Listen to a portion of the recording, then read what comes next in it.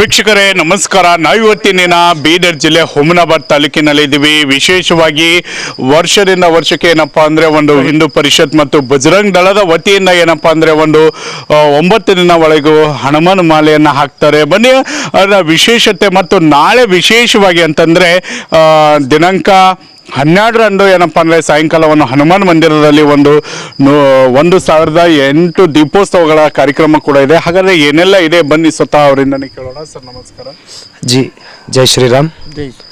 ಪ್ರತಿ ವರ್ಷದಂತೆ ಈ ವರ್ಷವೂ ಕೂಡ ಸುಮಾರು 8ರಿಂದ 9 ವರ್ಷಗಳ ಕಾಲ ನಾವು ನಿರಂತರವಾಗಿ ಹನುಮಾಲೆಯನ್ನು ಧರಿಸ್ಕೊತಾ ಬಂದಿದ್ವಿ. ನಾವೆಲ್ಲ ಒಗ್ಗಟ್ಟಾಗಿರಬೇಕು ಅಂತ ಹೇಳಿ ಈ ಹನುಮಾಲ ವ್ರತವನ್ನು ನಾವು ಹಿಂದಿನಿಂದನೂ ಆಚರಣೆ ಮಾಡ್ಕೊತಾ ಬಂದೀವಿ. ಇದೆಲ್ಲ ಕೆಲಸ ಆಗಲಿ ಅಂತ ಆ ಹನುಮಪ್ಪನಲ್ಲೇ ಬೇಡ್ಕೋತೀವಿ. ಅದೇ ರೀತಿ ದಿನಾಂಕ ನಾಳೆ 12ನೇ ತಾರೀಕು ಸಾಯಂಕಾಲ 7 ಗಂಟೆಗೆ 1008 ದೀಪೋತ್ಸವ ಕಾರ್ಯಕ್ರಮ ಇರುತ್ತದೆ. ಅದರಲ್ಲಿ ಸುಮಾರು 300ರಿಂದ 400 ತಾಯಂದಿರು ಈ ಕಾರ್ಯಕ್ರಮದಲ್ಲಿ ಭಾಗವಹಿಸ್ತಾರೆ. ಯಾವ ರೀತಿ ಆ ಕಾರ್ಯಕ್ರಮ ಇರುತ್ತದೆ ಅಂತಂದರೆ ವಿಶೇಷವಾಗಿರ್ತಕ್ಕಂಥ ಮೊದಲನೇದಾಗಿ ಏನದ ಅಂತಂದ್ರೆ ನಾವು ಮೊದಲು ಸರಿ ಮಾಲೆ ಹಾಕಿದಾಗ ಹಿಂದೂ ಧರ್ಮದ ಬಗ್ಗೆ ಜಾಗೃತಿ ಮಾಡ್ಬೇಕಂದ್ಕೊಂಡಿದ್ದಾಗ ನಾವು ಯಾವ ರೀತಿ ಬಂದಿದ್ದೀವಿ ಅಂತಂದ್ರೆ ಒಂದು ದೀಪೋತ್ಸವ ಕಾರ್ಯಕ್ರಮ ಮುಖಾಂತರ ಬಂದಿದ್ವಿ. ಇವತ್ತು ಆ ಕಾರ್ಯಕ್ರಮ ಅತ್ಯಂತ ಯಶಸ್ವಿ ಆಗಿರ್ತಕ್ಕಂಥ ಕಾರ್ಯಕ್ರಮ ಆಗಿದೆ. ಅದು ಯಾವುದರಿಂದ ಅಂತಂದರೆ ಹನುಮಪ್ಪನ ಆಶೀರ್ವಾದದಿಂದ ಅಂತಕ್ಕಂಥ ಮಾತನ್ನು ಹೇಳ್ತೀನಿ ನಾನು. ಇವತ್ತು ಇಲ್ಲೇನಂತಂದರೆ ಒಂದು ವೇದಿಕೆ ಕಾರ್ಯಕ್ರಮ ಕೂಡ ಇರುತ್ತದೆ. ಆ ವೇದಿಕೆ ಕಾರ್ಯಕ್ರಮದಲ್ಲಿ ವಿಶ್ವ ಹಿಂದೂ ಪರಿಷತ್ತಿನ ಜಿಲ್ಲಾ ಅಧ್ಯಕ್ಷರು ಇರ್ತಾರೆ. ಹಾಗೂ ನಮ್ಮ ಹುಮನಾಬಾದ್ ಜಯಸಿಂಹ ನಗರದ ಕಾರ್ಯದರ್ಶಿಗಳು ಕೂಡ ವೇದಿಕೆ ಮೇಲಿರ್ತಾರೆ. ಬಜರಂಗ ಸಂಯೋಜಕರು ಇದೇ ರೀತಿ ಎಲ್ಲ ಜವಾಬ್ದಾರಿ ಉಳ್ಳವರು ಇಲ್ಲಿರ್ತಾರೆ. ಈ ಕಾರ್ಯಕ್ರಮ ದೀಪೋತ್ಸವ ಕಾರ್ಯಕ್ರಮದ ನಂತರ ಇಲ್ಲಿ ಉಪಹಾರದ್ದು ಮತ್ತು ಪ್ರಸಾದದ ವ್ಯವಸ್ಥೆ ಇರುತ್ತದೆ.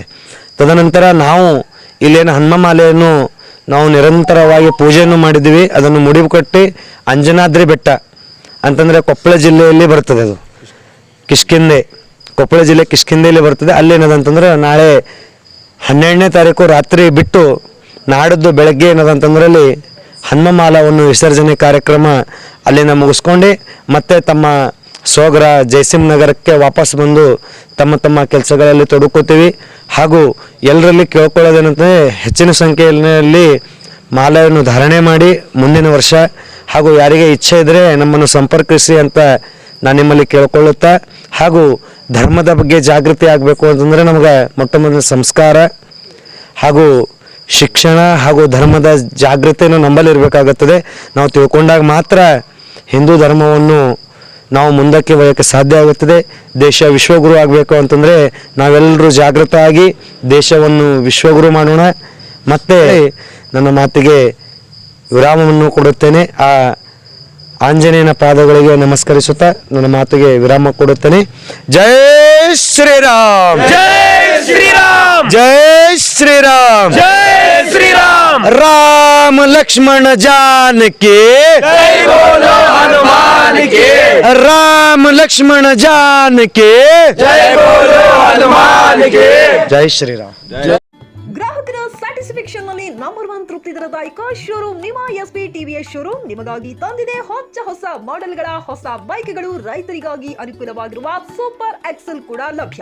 ಹಾಗಿದ್ರೆ ಹಿಂದೆ ಭೇಟಿ ನೀಡಿ ಎಸ್ಪಿ ಟಿವಿಎಸ್ ಶೋರೂಮ್ ಮಾಲೀಕರು ಲೋಕೇಶ್ ಆರ್ಜಿ. ಹೆಚ್ಚಿನ ಮಾಹಿತಿಗಾಗಿ ಸಂಪರ್ಕಿಸಿ 8494951009. ನಾಗಲಕ್ಷ್ಮಿ ದಾಬಾ ಹತ್ತಿರ, ಗುಲ್ಬರ್ಗಾ ರೋಡ್, ಹುಮನಾಬಾದ್.